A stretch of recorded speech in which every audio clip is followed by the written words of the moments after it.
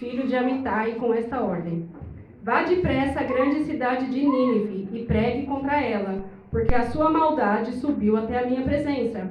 Mas Jonas fugiu da presença do Senhor, dirigindo-se para Tarsis. Desceu à cidade de Jope, onde encontrou um navio que se destinava àquele porto. Depois de pagar a passagem, embarcou para Tarsis para fugir do Senhor. O Senhor, porém, fez soprar um forte vento sobre o mar, e caiu uma tempestade tão violenta que o barco ameaçava arrebentar-se. Imagina como não era forte esse vento, hein, irmãos? O barco ameaçava arrebentar-se. Todos os marinheiros ficaram com medo, e cada um clamava ao seu próprio Deus. E atiraram as cargas ao mar para tornar o navio mais leve. Enquanto isso, Jonas, que tinha descido ao porão e se deitara, dormia profundamente. Amém? Amém. Deus querido e maravilhoso, nesta noite, neste momento, na Tua presença, Senhor, nós precisamos, ó Pai, deste alimento espiritual. Fala comigo, fala com a Tua igreja, Senhor, que a Tua palavra venha nos tocar profundamente, Pai, porque ela é uma espada afiada que penetra entre junta e medula e alma e espírito, Pai, penetra com profundidade no coração da Tua igreja nesta noite, em nome do Senhor Jesus Cristo, amém? Glória a Deus. Amados irmãos, este último versículo que eu li diz assim: enquanto isso, Jonas, que tinha descido ao porão e se deitara, dormia profundamente. É inacreditável, né? Você pensar numa situação dessa. A tempestade, o navio quase arrebentando e o homem no porão dormindo. Glória a Deus. Irmãos, essa é uma palavra que todo mundo conhece muito bem quando fala-se da vida de Jonas, né? E hoje eu quero trazer para os irmãos alguns aspectos que o Senhor ele ministrou no meu coração, que eu tenho certeza que vai ser de valia para todo mundo. Primeiramente, Jonas recebe uma ordem de Deus e não obedece. A primeira coisa que ele faz é fugir da presença do Senhor. E eu sei que às vezes parece muito tentador, amados irmãos, dar aquela fugidinha, dar aquela escapadinha. É muito tentador isso.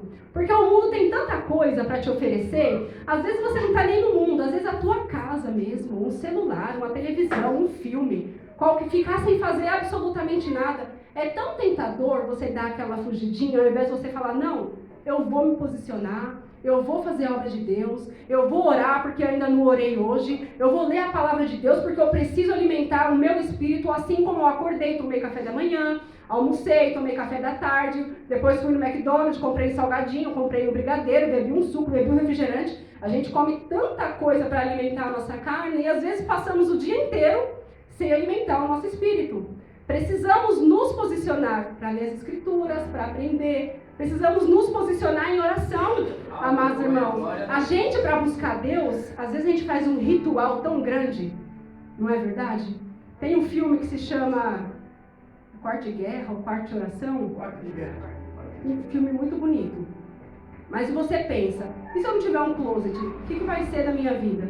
Porque a mulher entrava no quartinho dela lá no closet para orar, mas você pensa, e se eu não tiver um closet? Então eu não tenho um lugarzinho para mim me colocar diante de Deus. Às vezes você quer fazer um ritual. Às vezes você mora numa casa que não tem os espaços que você gostaria, que você vê no filme, que você vê na televisão. Sabe aquele espacinho bonitinho com uma escrivaninha, uma Bíblia, 1 milhão de caneta, 1 milhão de marca-texto, 1 milhão de post-it? Não, aqui eu vou sentar, vou fazer meu devocional. Ali tem um puff, é o meu cantinho para mim fazer oração. Irmão, às vezes esse não é o cenário para você buscar Deus. Às vezes você está esperando ter um cantinho perfeito, sendo que na verdade o Senhor ele quer somente o seu coração quebrantado na presença dele. O Senhor quer que você somente se ajoelhe na presença dele e busque. Amados irmãos, há mais de 20 anos atrás, eu trabalhava num emprego, foi o meu primeiro emprego, na verdade. E eu comecei trabalhando com 17 anos, mais de 20 anos. E eu era ajudante geral. Só que eu era aquele ajudante geral que eu era muito boa em tudo que eu fazia. Eu queria ganhar dinheiro, eu queria trabalhar, então eu fazia tudo muito bem, eu fazia várias funções. Até que eu fui promovida para um cargo que eu ganhava muito mais, só que eu não estava satisfeita. Depois de alguns anos trabalhando, eu me coloquei diante de Deus e falei: Senhor, não dá mais para mim trabalhar neste lugar. Eu quero sair daqui, Senhor, eu preciso sair daqui. E eu estava desesperada. Irmãos, eu entrei dentro do banheiro da empresa.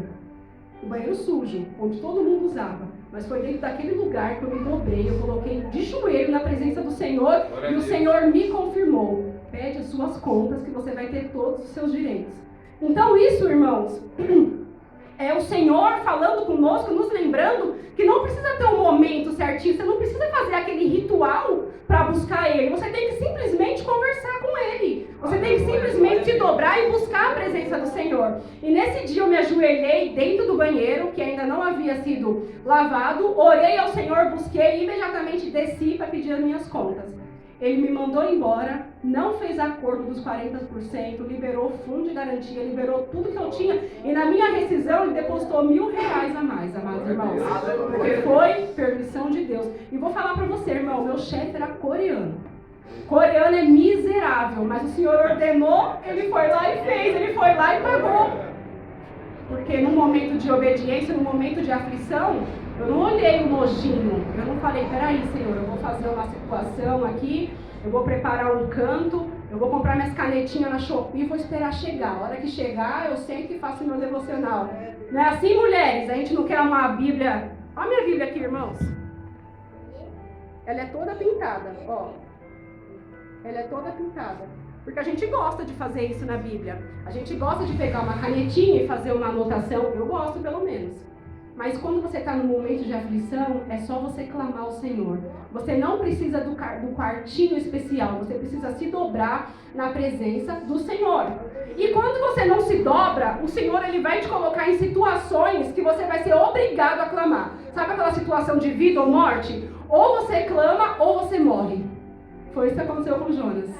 Irmão, no fundo do ventre da baleia, aquela coisa nojenta, aquela coisa mal cheirosa. Ele diz aqui que as águas, assim, as algas marinhas se entrelaçaram na cabeça dele.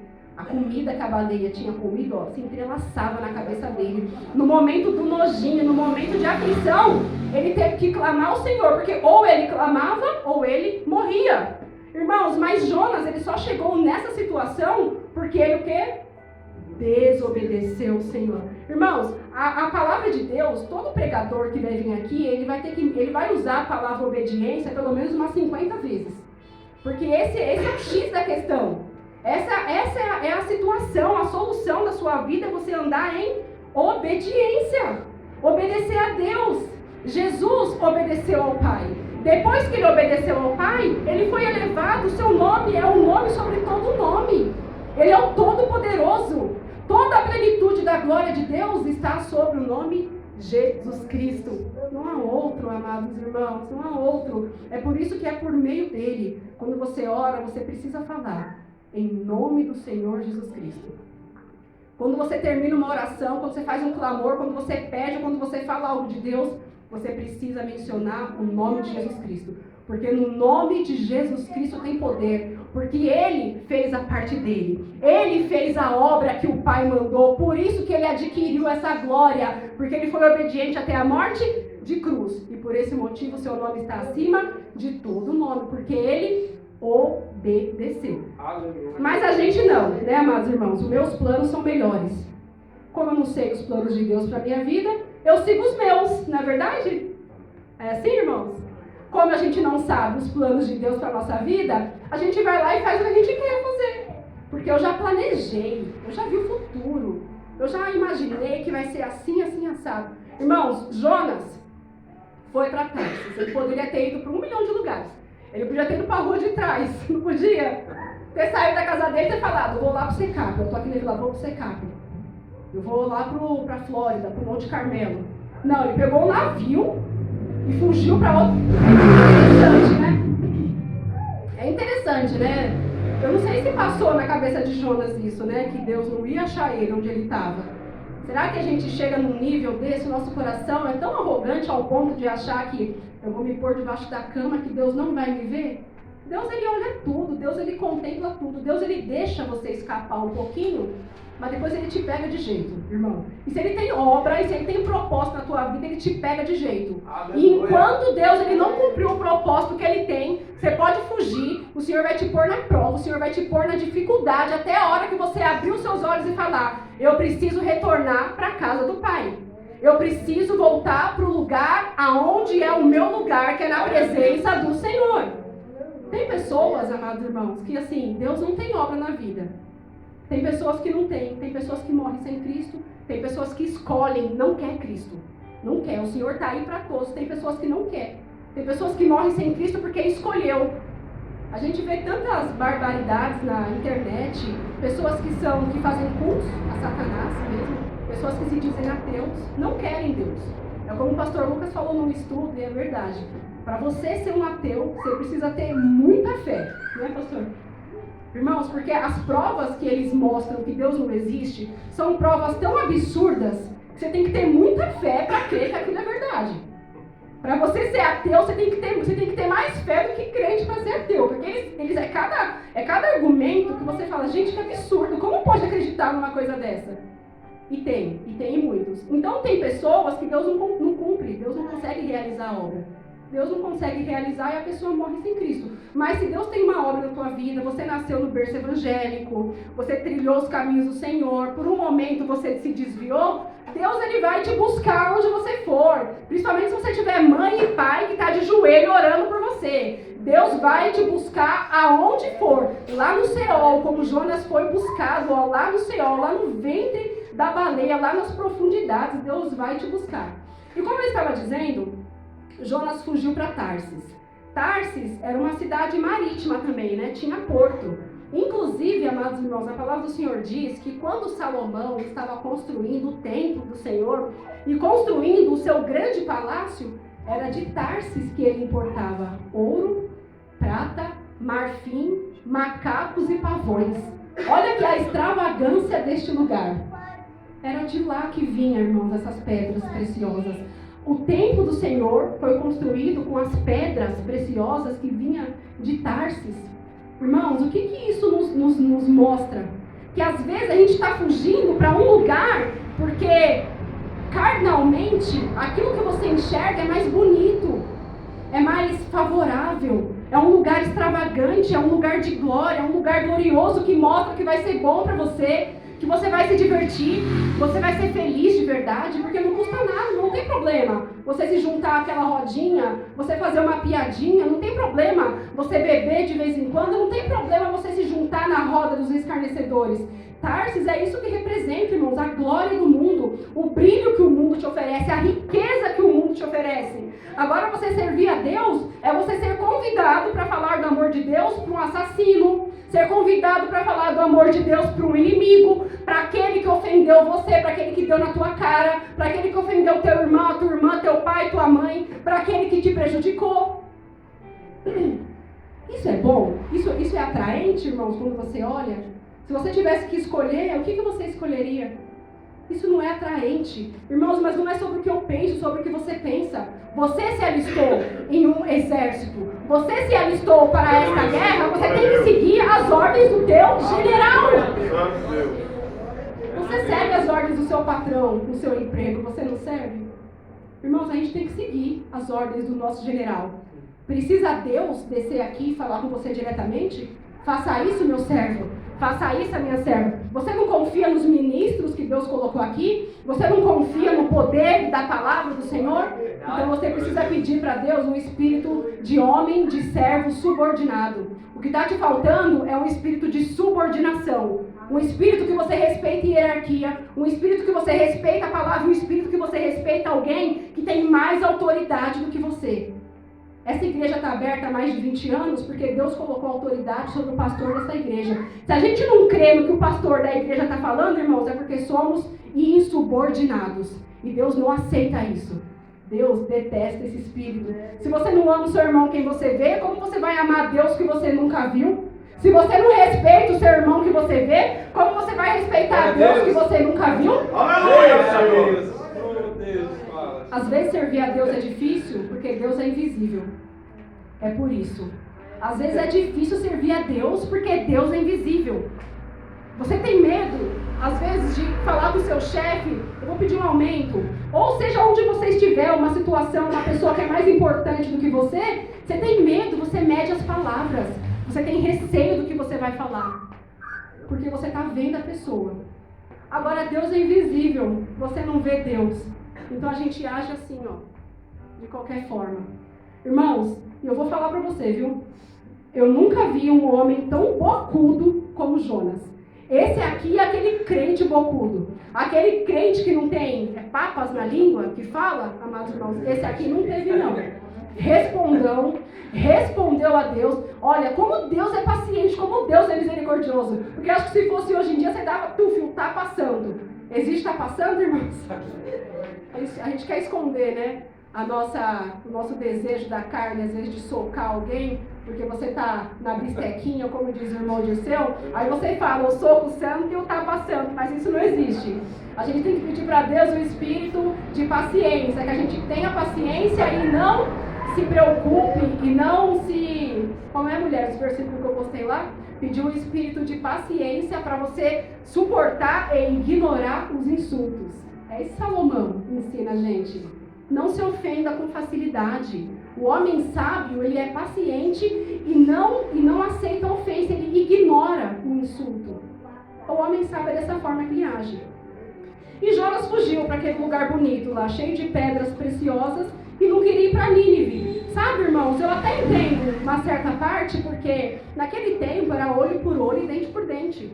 Como que eu vou falar do amor de um Deus para uma nação tão perversa? Irmãos, se vocês verem a palavra de Deus sobre a Síria, sobre Nínive, sobre o rei Senaqueribe, eles eram homens perversos mesmo, né? O que eles faziam. O povo de Deus foi levado cativo para a Síria. A Síria era a capital de Nínive. Irmãos, o povo assírio, eles eram comunistas.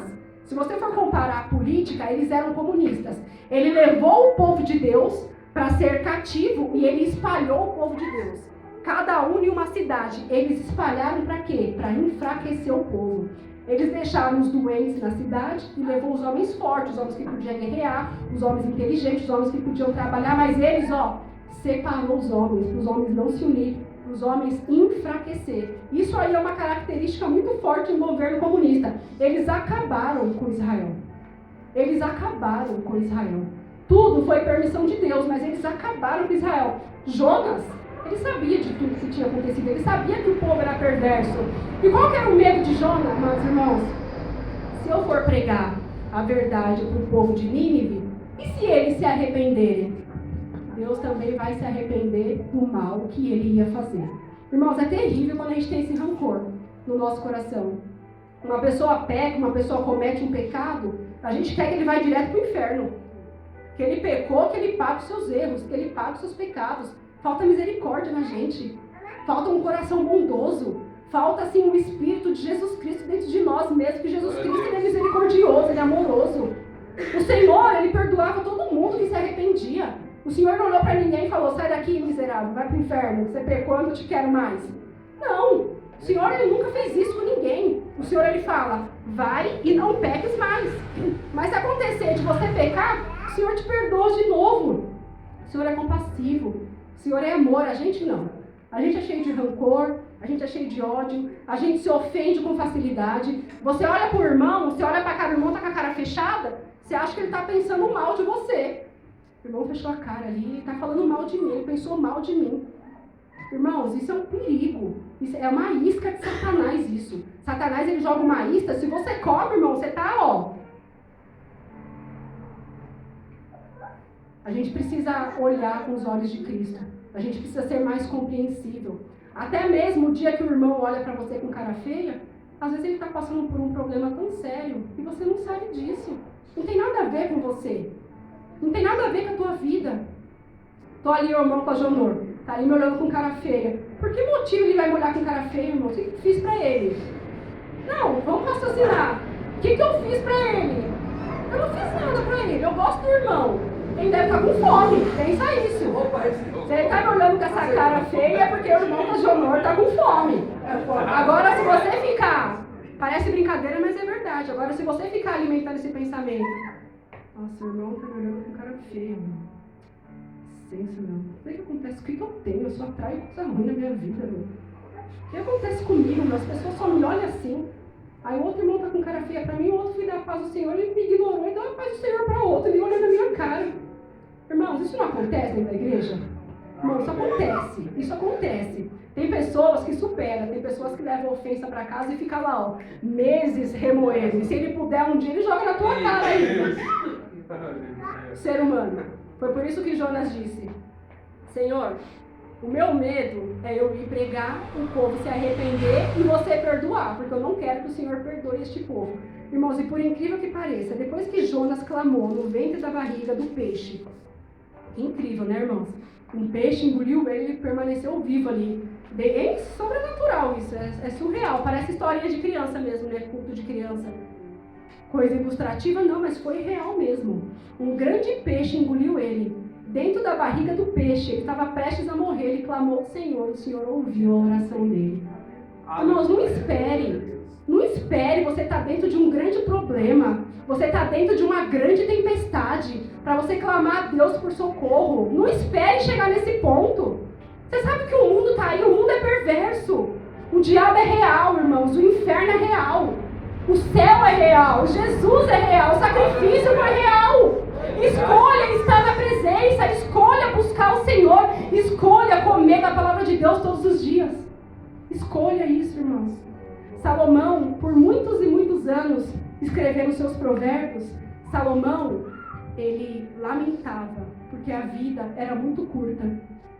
Nada faz sentido nessa vida. Eu construí tanta coisa, palácios. Eu fui o rei mais sábio. O que eu vou levar daqui? Não vou levar nada, ele falou. Sabe o que vai acontecer? O que vier depois de mim vai herdar tudo que eu fiz. E ele não trabalhou por isso, mas ele vai herdar. Ó vida sem sentido. Essa vida não tem sentido nenhum nessa terra, amados irmãos. É buscar o Senhor.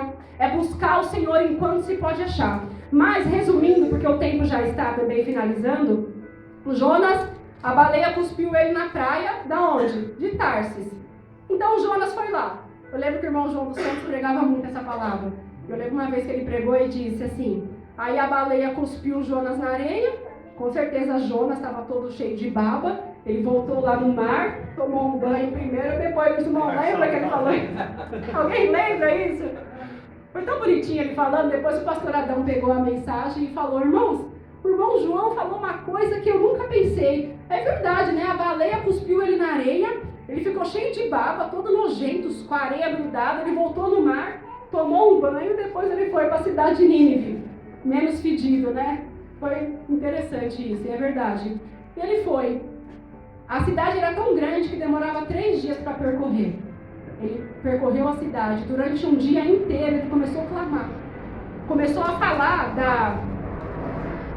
da condenação que Deus tinha para Nínive. E Jonas entrou na cidade e percorreu durante um dia clamando: daqui 40 dias Nínive será destruída. E os ninivitas creram na palavra de Jonas. Ah, irmãos, é isso que Deus ele quer. É isso que o Senhor ele quer, um coração quebrantado, um coração que crê, um coração que ouve e fala: eu vou dar crédito naquilo que ele está falando, porque é de Deus. É isso que Deus ele quer de mim e de você, amados irmãos, que você creia na palavra dele, que você creia no que ele está falando, porque é verdade. Tudo que está aqui é verdade, amados irmãos. Eu poderia pegar tantos versículos e mostrar o cumprimento aqui no Novo Testamento, mas os irmãos já sabem, os irmãos são crentes, os irmãos lêem a palavra. Os irmãos são homens que buscam. Os irmãos são homens que lêem a Bíblia todo dia. Eu creio nisso em nome de Jesus. Então os irmãos sabem, os irmãos já viram isso. E os ninivitas creram em Deus. Proclamaram um jejum. E todos eles, do maior ao menor, vestiram-se de pano de saco. Quando as notícias chegaram ao rei, ele se levantou do trono, tirou o manto real. Ah, amados irmãos, que profundo isso daqui. O rei de Nínive levantou-se do trono, tirou o seu manto real e se vestiu de pano de saco. Ele se humilhou na presença do Senhor. Ele se humilhou na presença de um Deus que ele nem sequer servia. Mas ele sabia que Deus é poderoso porque ele já tinha ouvido falar dos feitos do Senhor. Ele se vestiu e sentou-se sobre cinzas. Então fez uma proclamação: por decreto do rei e dos seus nobres, não é permitido nenhum homem ou animal, boi ou ovelhas, provar coisa alguma. Não comam nem bebam. Cubram-se de pano de saco, homens e animais. Até os animais se humilharam perante o Senhor. E todos clamem a Deus com todas as suas forças. Clamem a Deus com todas as suas forças. Deixem os seus maus caminhos e a violência. Talvez Deus se arrependa e abandone a sua ira e nós não sejamos destruídos. Talvez Deus, irmãos, eles fizeram aquilo num ato de fé, num ato de, será que Deus vai nos ouvir? Não importa, não comam, não bebam, se humilhem. Talvez Deus, eles sabiam que existia a possibilidade de eles serem destruídos mesmo assim. Mas o Senhor, Ele não resiste a um coração arrependido e quebrantado. E tendo em vista o que eles fizeram e como abandonaram os seus maus caminhos, Deus se arrependeu e não fez o que tinha ameaçado. Deus é maravilhoso. Aí todo mundo ficou feliz, menos Jonas. Jonas ficou profundamente descontente com isso. Enfureceu. Ele ficou muito nervoso, irmão, sabe? Ficou muito bravo, cheio de marra. Acredito que Deus fez isso. Como Ele pôde fazer isso comigo? Senhor, não foi isso que eu disse quando eu ainda estava em casa? Foi por isso que eu fugi para Tarsis. Eu sabia que Tu és misericordioso e compassivo. Muito paciente, cheio de amor e que promete castigar, mas depois se arrepende. Agora, Senhor, tira a minha vida. Irmãos, ele preferiu morrer do que ver aquele povo vivo. Ele queria ver aquele povo morto, destruído e a cidade soterrada. Ele preferia morrer. Então o Senhor respondeu, você tem razão para ficar furioso desse jeito? Então Jonas saiu da presença do Senhor. Aí o Senhor foi lá e criou uma árvorezinha, uma planta, para dar sombra à cabeça dele. Ele ficou muito feliz. Aí ficou debaixo daquela sombra e o Senhor mandou uma lagarta, um animal, que mordeu a planta e a planta morreu. Olha isso, amados irmãos. Quando o sol nasceu, Deus enviou um vento muito quente e o sol bateu na cabeça de Jonas ao ponto dele quase desmaiar. Estava muito quente mesmo. Com isso, ele desejou morrer de novo. Ah, Senhor, para mim é melhor morrer do que viver.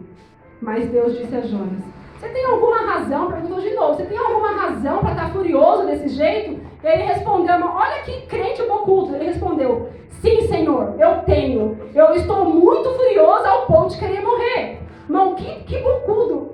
Como ele conversa e fala desse jeito com o Senhor? E o Senhor, irmãos, deu uma resposta para ele assim, muito, muito simples e muito verdadeira. Ele ficou furioso, irmãos, porque Deus mandou uma planta e ele mesmo matou a planta. Jonas, ele não plantou, Jonas, ele não regou, Jonas não trabalhou por aquela sombra, ele ganhou de graça, o Senhor tirou dele e ele ficou furioso por causa daquilo. Ele falou, imagine este povo, essa cidade, que tem 120 mil habitantes, você ficou com dó de uma planta, de uma coisa que é tão insignificante? Não teria eu dó e compaixão de uma cidade com mais de 120 mil homens que não sabe diferenciar a sua mão esquerda da direita?